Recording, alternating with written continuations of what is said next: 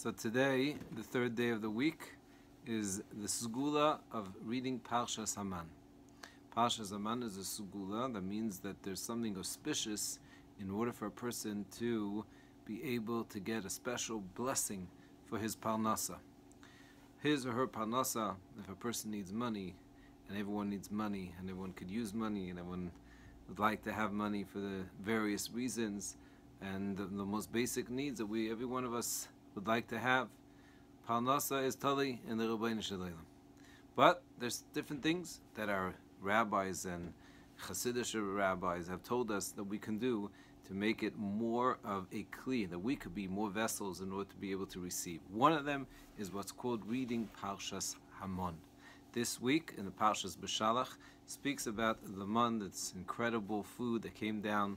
There's a fascinating tshuva in Yechav Das. What bracha did they make on the man? So we'll leave that for now. Let's focus first on the money. There's actually also an interesting, few people sent me a picture of the Satmar Rebbe saying that the segula of Parshas Haman applies only up until 8:59 a.m. At 9 a.m., one must go to work. So one should not get carried away with this segula. However, we certainly want to understand and tap in and try to maximize our potential. So the first mistake that we want to avoid is that reading Parshas Haman is not the Iker. Where did I get this from? So if you look in Siman Aleph, in the Shulchan Aruch already tells us, Toiv loymar Parshas HaKedo, Parshas Haman, v'aser sadibus. It's good to say, to recite Parshas Haman every single day. Imagine how powerful it should be today. Now, says the Mishnah Berurah the following, key point. He says,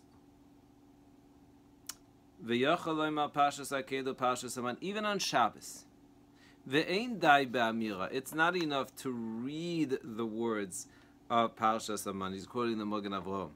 Ela she's boinen. A person should take notice, go deep, find inside mashu oimer v'yakir niflois Hashem.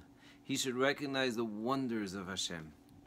So first of all, the person has to understand Parshas Haman. What should we think about when we're reading Parshas Haman? The idea of Parshas Haman is so that a person should believe that all one's sustenance boin b'ashkocha pratis, like Chazal say that kosher parnasos shel adam kikris yamsuf. It's like the splitting of the sea. There's very exact hashgacha providence, very direct hashgacha pratis. The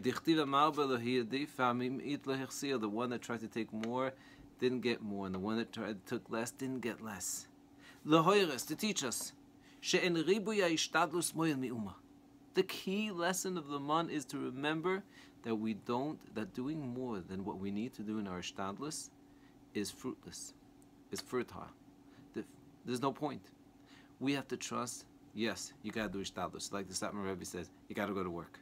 If a person has to go to work, he has to go to work. A person has to put in the shtas, but at the end of the day, our thought process is Hashem gives us exactly what we need. And says the Yerushalmi, Ita b'Yerushalmi k'loim parshas Haman, muftach lo shelo yismatu mezanoso. So that means that if a person says the parshas Haman, and according to the way the Chafetz Chaim explains, is that we understand the insight and the meaning before it, in front of it, the idea of it, muftach lo, he's guaranteed lo yitma'atu mezonosov. His money, his mezonos won't be lessened. So this is the key. And there's a beautiful story. There's so many stories about Bitachon. But one quick story was, there was a person by the name, of the Rosh Hashiva and Torah V'das. His name was Shmuel Hominel. And he wrote a sefer called Bala Eved HaMelech. And he has in his Pinkas a story, how he went out of his way to help a poor person to get a dira. And he went, and he borrowed money, and he tried to help him, and he put a lot of money on the line. And then he found out, he did what he could, but he found out that actually the person that was selling him the apartment was a ganav. He was actually a renter, he wasn't even the owner. Somehow he tricked him into this, and he lost a lot of money. And he writes that he looked at himself and he said, you know, I did everything that I can. And since I did everything I can, I just have to thank Hashem. And he writes in his little diary that he danced, b'simcha, and he said, thank you so much. And years later, it says later on in his diary that Hashem gave him everything back, b'revach. Havar should be zeicha. Everyone should be zeicha, that they should get more than what they even need. They should be shefa, and we should be able to sustain ourselves, be covered, and siyata d'shmaya, and atzlacha to everyone. And taka, it should be the shefa, the man should come down again, so we should be able to really sit with the tzaddikim and eat the real man that's being prepared up there in heaven, like the Gemara Chagiga says. Atzlacha.